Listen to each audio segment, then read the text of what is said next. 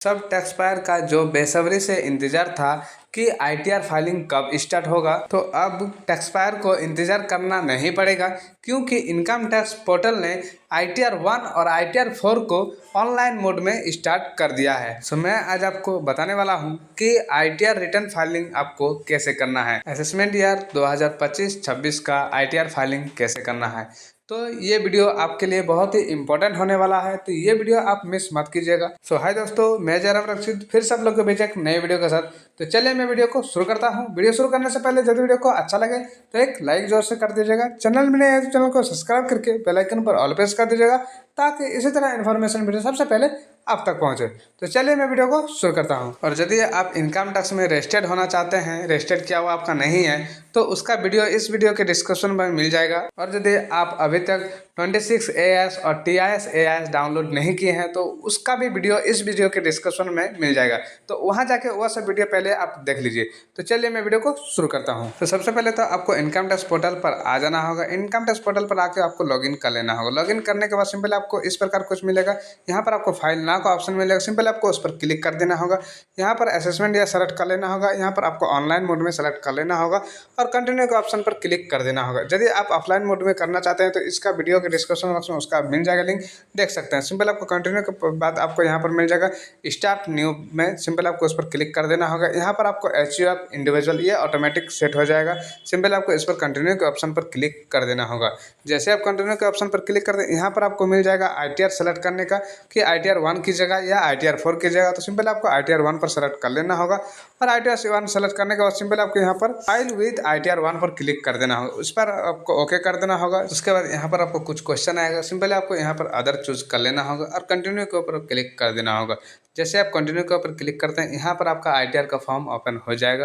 यहाँ पर सबसे पहले आपको मिल जाएगा पर्सनल इन्फॉर्मेशन, उसके बाद आपको नीचे मिल जाएगा ग्रॉस टोटल इनकम, उसके बाद आपको टोटल डिडक्शन टैक्स पेड, उसके बाद आपको यहाँ पर वेरीफाई करने का ऑप्शन मिल जाएगा। तो सबसे पहले आपको पर्सनल इन्फॉर्मेशन को क्लिक कर देना होगा। जो भी आपका बेसिक डिटेल रहेगा वो आपका पहले से ही फिलअप किया हुआ रहेगा, फिर भी आप एक बार चेकआउट कर लीजिएगा। यहाँ पर आपको नेचर ऑफ एम्प्लॉयमेंट में सिंपली आपको सेलेक्ट कर लेना होगा, जो भी आप एम्प्लॉयमेंट में है। इसके बाद यहाँ पर आपको फाइल अंडर सेक्शन में कुछ करने का जरूरत नहीं है। यहाँ पर आपको नीचे आ जाना होगा। यहाँ पर आपको येस और नो पर क्वेश्चन आएगा, जो कि आपको यदि आप न्यू टैक्स रिजिम में करना चाहते हैं तो इसमें आपको नो रखना है, और यदि आप ओल्ड टैक्स रिजिम में करना चाहते हैं तो आपको येस करना पड़ेगा। तो मैं अभी आपको न्यू टैक्स रिजिम में दिखा देता हूं करके, तो मैं यहाँ पर नो रखा हूँ। सिंपल आपको नीचे आ जाना होगा। नीचे यहाँ पर आपको बैंक डिटेल मिल जाएगा। बैंक डिटेल यदि आपका पहले से ऐड किया हुआ है तो यहाँ पर आपको शो हो जाएगा, और नहीं तो आपको फिर से यहाँ पर ऐड करने का ऑप्शन मिल जाएगा। तो आप यहाँ पर देख पा रहे होंगे कि मेरा जो बैंक डिटेल है यहाँ पर मेरा पहले से एक तो ऐड है। यदि आप फिर से कोई बैंक अकाउंट को ऐड करना चाहते हैं तो यहाँ पर आपको ऐड भी मिल जाएगा। सिंपल आपको ऐड करके क्लिक कर दीजिएगा। सिंपल आपको कंटिन्यू के ऑप्शन पर क्लिक कर देना होगा। तो आपका जो पर्सनल डिटेल है वो आपका यहाँ पर कंफर्म हो गया है। उसके बाद यहाँ पर आपको मिल जाएगा ग्रॉस टोटल इनकम, सिंपल आपको उस पर क्लिक कर देना होगा। यहाँ पर आपको इनकम में मिल जाएगा, सबसे पहले तो मिल जाएगा आपको इनकम फ्रॉम सैलरी। उसके बाद सिंपल आपको मिल जाएगा हाउस प्रॉपर्टी का इनकम, यदि आपका हाउस प्रॉपर्टी का कुछ इनकम है तो वो भी आपके यहाँ पर मिल जाएगा। उसके बाद यहाँ पर आपको फिर से नीचे आ जाना होगा। नीचे में यहाँ पर आपको मिल जाएगा यदि हाउस प्रॉपर्टी में आप लोन वगैरह लिए हैं तो लोन के लिए यहाँ पर आपको डिडक्शन के लिए ऑप्शन मिल जाएगा। उसके बाद सिंपल आपको मिल जाएगा अदर सोर्स का इनकम डालने का। उसके बाद यहाँ पर आपको एग्जेम्प्ट इनकम का डालने का भी ऑप्शन मिल जाएगा। उसके बाद यहाँ पर आपको एक न्यू ऐड किया है long term capital gain, simple आपको वो भी यहाँ पर आपको मिल जाएगा। तो सारा चीज़ आपको कैसे फिलअप करना है तो चलिए मैं आपको स्टेप बाय स्टेप बता देता हूँ। सबसे पहले आपको आ जाना होगा इनकम फ्रॉम सैलरी पर। तो सैलरी का जो भी आपका इनकम है तो यहाँ पर आप उसको फिलअप कर दीजिएगा। जैसे कि आपका यदि फॉर्म 16 में जितना भी सैलरी आया है वह आप यहाँ पर डाल दीजिएगा। यदि आपका वह नहीं मिल रहा है अभी तक, तो आप जितना भी आपका कैश में आया है या आपका बैंक के थ्रू आया है तो सारा आप एक बार कैलकुलेट कर लीजिएगा। यहाँ पर आपको वो डाल देना पड़ेगा। तो सपोज़ मैं यहाँ पर आपको 4.5 लाख रुपया डाल के अभी बताता हूँ। सैलरी डालने के बाद सिंपली आपको नीचे आ जाना पड़ेगा। नीचे आप जो न्यू टैक्स रिजिम सेलेक्ट किए हैं उस पर सिंपली आपको यहाँ पर 75,000 का डिडक्शन मिल जाएगा। ये आपको ओल्ड टैक्स रिजिम में 50,000 का डिडक्शन मिलता है, न्यू टैक्स रिजिम में आपको 75,000 का डिडक्शन मिल जाएगा। सिंपली आपको सेव पर क्लिक कर देना होगा। तो आपका जो भी सैलरी का डिटेल है वो आपका यहाँ पर फिलअप हो गया है। उसके बाद सिंपल आपको मिल जाएगा हाउस प्रॉपर्टी का इनकम, सिंपल आपको एडिट पर क्लिक कर देना होगा। यहाँ पर आपको यदि आप पर्सनल यूज़ के लिए हाउसिंग लोन लेके रखे हैं तो यहाँ पर आपको सेल्फ एक्यूपाइड सेलेक्ट कर लेना होगा। उसके बाद यहाँ पर आपको जो भी इंटरेस्ट लगता है, इंटरेस्ट में यहाँ पर आपको फिलअप कर देना होगा। और यदि आप रेंट पर लगाए हैं तो रेंट के लिए यहाँ पर आपको लेट आउट सेलेक्ट कर लेना होगा। और पूरा ईयर का जितना भी आप रेंट यहाँ पर रिसीव किए हैं, सिंपल आपको उसको कैलकुलेट करके डाल देना होगा। उसके बाद यदि आप म्यूनसिपल टैक्स वगैरह कुछ पेमेंट किए हैं तो सिंपल आपको नेक्स्ट में नीचे में यहाँ पर आपको मिल जाएगा, उस पर सिंपल आपको उसको फिलअप कर देना होगा। उसके बाद आपको यहाँ पर जितना भी आप हाउसिंग लोन के लिए इंटरेस्ट पेमेंट किए हैं, आपको नीचे यहाँ पर ऑप्शन मिल जाएगा, उस पर सिंपल आपको इंटरेस्ट डाल देना होगा। उसका सिंपल आपको सेव पर क्लिक कर देना होगा। हाउसिंग लोन का यदि आप इंटरेस्ट का क्लेम करना चाहते हैं, यहाँ पर आपको मिल जाएगा interest on borrowing capital, simple आपको उस पर ऐड पर क्लिक कर देना होगा। कौन बैंक से आप यहाँ पर लोन लिए हैं, सिंपल आपको बैंक सेलेक्ट कर लेना होगा। यहाँ पर आपको बैंक सेलेक्ट कर लेना होगा। बैंक का नाम यहाँ पर आपको फिलअप कर देना होगा। उसके बाद बैंक का अकाउंट नंबर, लोन सेक्शन का डेट यहाँ पर आपको फिलअप कर देना होगा।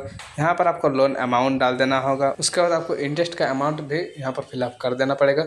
उसके बाद सारा चीज़ फिलअप करके यहाँ पर आपको अच्छा से एक बार चेकआउट कर लेना होगा। सारा चीज़ आपको अच्छा से फिलअप कर देना होगा।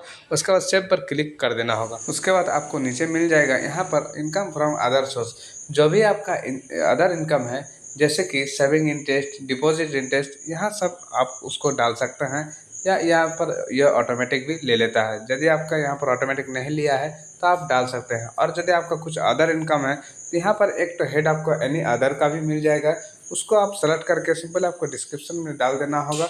उसके बाद जो भी आपका अदर इनकम है उस अमाउंट को यहाँ पर आपको फिलअप कर देना होगा। तो इस प्रकार आपको अपना सारा चीज़ सेव कर लेना होगा। उसके बाद फिर आपको यहाँ पर मिल जाएगा एग्जाम्प्ट इनकम का, तो सिंपल आपको उस पर जाना होगा। उस पर जाने के बाद सिंपल आपका यदि कुछ एग्रीकल्चर का इनकम है जो कि आप 5000 तक ले सकते हैं। उसके बाद यदि आपका कुछ LIC वगैरह मैच्योरिटी हुआ है तो उसका भी एग्जाम्प्ट इनकम में आप उसको डाल सकते हैं। और भी किसी तरह का यदि आपका एग्जाम्प्ट इनकम रहता है तो आप उसको सेलेक्ट करके डाल सकते हैं। तो मेरा यहाँ पर कुछ भी नहीं है तो मैं बैक पर आ गया हूँ। उसके बाद सिंपल आपको नीचे आ जाना। नीचे ये नया सिस्टम लॉन्च किया है जो कि आपका लॉन्ग टर्म कैपिटल गेन है। तो आपका यदि लॉन्ग टर्म कैपिटल गेन आपका कुछ है तो यहाँ पर आप उसको डाल सकते हैं। ऊपर में आपको मिल जाएगा सेल का डिटेल्स, जो कि आप लॉन्ग टर्म कैपिटल गेन का जो शेयर वगैरह होता है वो आप सेल किए हैं, सेल का डिटेल यहाँ पर आपको डालना पड़ेगा। नीचे आपको बाई का डिटेल डालना पड़ेगा। तो इस प्रकार आपको भी अपना कैपिटल गेन का डिटेल डाल देना पड़ेगा। तो इसी प्रकार आपको भी अपना इनकम का डिटेल यहाँ पर आपको पुटअप कर देना पड़ेगा। उसके बाद यहाँ पर आपको मिलेगा टोटल डिडक्शन।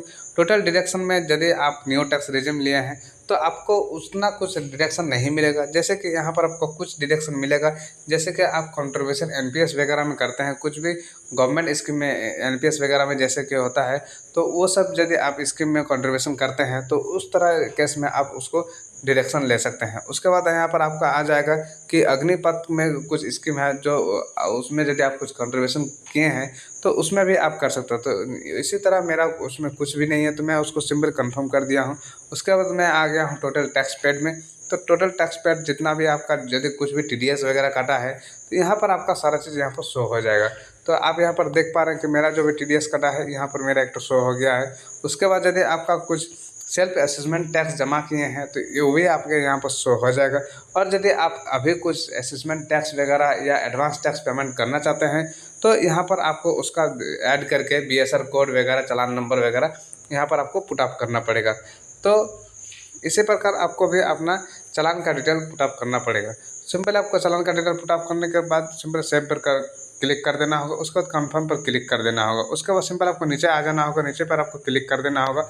यहाँ पर आपको सारा चीज़ जितना भी आप इनकम डाले हैं उसका कंपटीशन में यहाँ पर आपको मिल जाएगा। तो यहाँ से आपको सारा चीज़ एक बार अच्छा से चेकआउट कर लेगा। उसके बाद सिंपल आपको कंफर्म पर क्लिक कर देना होगा। उसके बाद यहाँ पर आपको प्रोसीड टू वेरिफिकेशन पर क्लिक कर देना होगा। जैसे आप प्रोसीड टू वेरिफिकेशन पर क्लिक करते हैं यहाँ पर आपका जो भी इनकम है उसका कैलकुलेशन यहाँ पर आपको मिल जाएगा।